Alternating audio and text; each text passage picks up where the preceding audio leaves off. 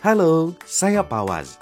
Rekan-rekan sanitarian pasti sudah bertemu dengan teman-teman saya, Rizky, Romi, Uki, dan Frey di video-video sebelumnya kan? Apakah Anda masih ingat apa saja bahan pembelajaran dari mereka? Mari kita ulas kembali ya. Rizky di video 1 menjelaskan tentang pentingnya pengawasan tempat pengolahan pangan atau TPP melalui inspeksi pangan berbasis risiko.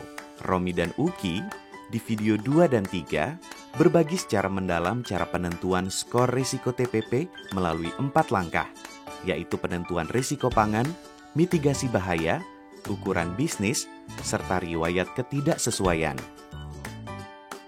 Sedangkan Frey di video 4 menjelaskan tentang penentuan total skor risiko TPP serta penentuan frekuensi inspeksi TPP. Setelah rekan-rekan sanitarian mengetahui cara menentukan skor risiko, sekarang saya akan berbagi tentang langkah-langkah yang perlu diketahui untuk merencanakan inspeksi dan bagaimana menggunakan formulir inspeksi kesehatan lingkungan atau IKL. Dalam merencanakan inspeksi, pertama-tama kita harus mengumpulkan informasi TPP sebagai data pendukung awal.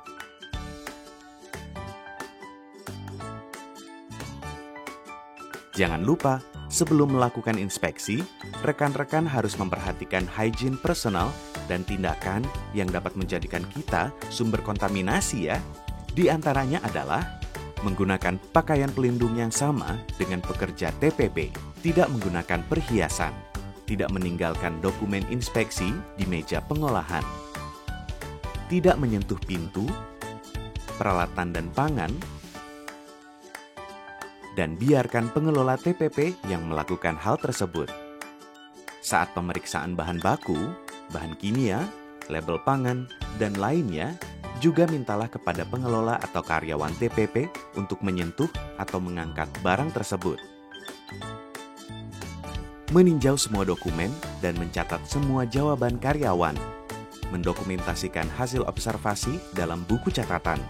Merekam foto dan video ketidaksesuaian dengan izin pemilik dan langsung menyampaikan temuan ketidaksesuaian kepada pekerja atau pemilik.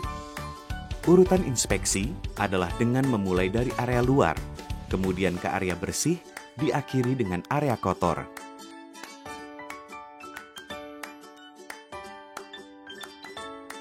Setelah rekan-rekan mengetahui cara penentuan skor risiko TPP dari video sebelumnya, sekarang saya akan berbagi tentang petunjuk bagaimana menggunakan formulir inspeksi kesehatan lingkungan atau IKL. Selalu ingat untuk memilih formulir inspeksi sesuai dengan jenis TPP ya. Kemudian, ada beberapa hal yang perlu rekan-rekan sanitarian perhatikan dalam pengisian formulir. Di antaranya, inspektur harus menggunakan formulir sesuai alur proses pada saat berada di TPP. Cara pengisian formulir dilakukan dengan melakukan observasi hingga melakukan wawancara lebih lanjut dan pengecekan dokumen. Pada saat menemukan ketidaksesuaian, Anda cukup menandai dengan melingkari atau tanda silang seperti ini pada angka yang ada di tabel sesuai dengan TPP yang diinspeksi. Contohnya, jika menginspeksi TPP golongan A, maka cukup mengisi kolom untuk golongan A saja. Untuk menyederhanakan bentuk, formulir inspeksi dibuat dengan memasukkan beberapa golongan TPP. Untuk itu, Anda akan menemukan beberapa kolom yang perlu diperhatikan pengisiannya, seperti kolom angka kosong atau tertulis not applicable, karena pertanyaan hanya diperuntukkan bagi golongan tertentu. Pertanyaan yang not applicable di lapangan. Contohnya, dalam checklist ditanyakan TPP yang menerima bahan es batu. Jika TPP tidak menerima bahan baku es batu karena tidak terdapat dalam menu, maka skor menjadi NA. Contoh lain adalah pertanyaan tentang grease trap atau penangkap lemak. Jika TPP yang dinilai tidak memiliki area basah, maka diisi NA. Sebaliknya, apabila TPP tersebut memiliki area basah tetapi tidak memiliki grease trap, maka ini termasuk ketidaksesuaian. Karena beragam kondisi di daerah, inspektur akan menemukan beberapa pertanyaan yang tidak aplikatif untuk TPP yang lebih sederhana. Jika ini terjadi, maka Anda cukup melewati pertanyaan tersebut.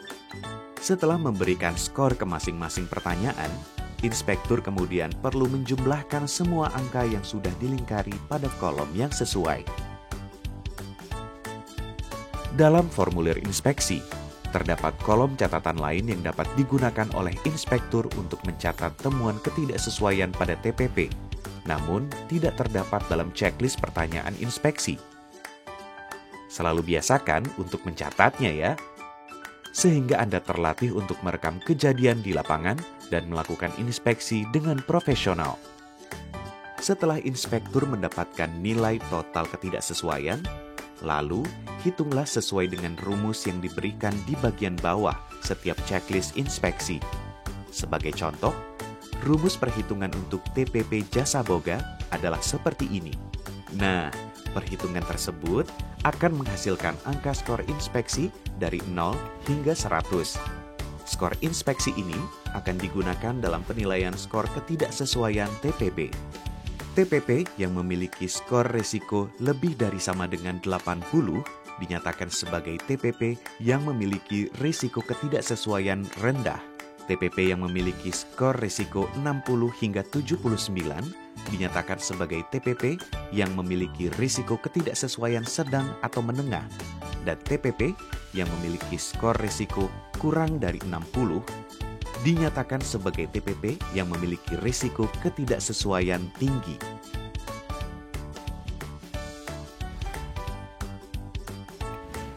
Skor risiko ketidaksesuaian inilah yang menjadi salah satu dasar untuk menetapkan skor risiko TPP yang mempengaruhi frekuensi inspeksi bagi TPP tersebut di masa yang akan datang.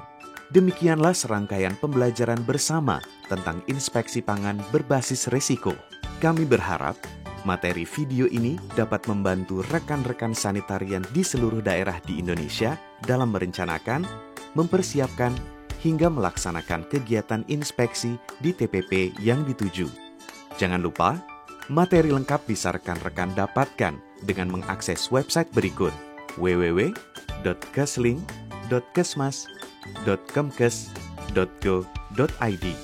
Terima kasih telah menjadi bagian dari upaya peningkatan kesehatan lingkungan dan masyarakat melalui pengawasan dan inspeksi pangan berbasis risiko.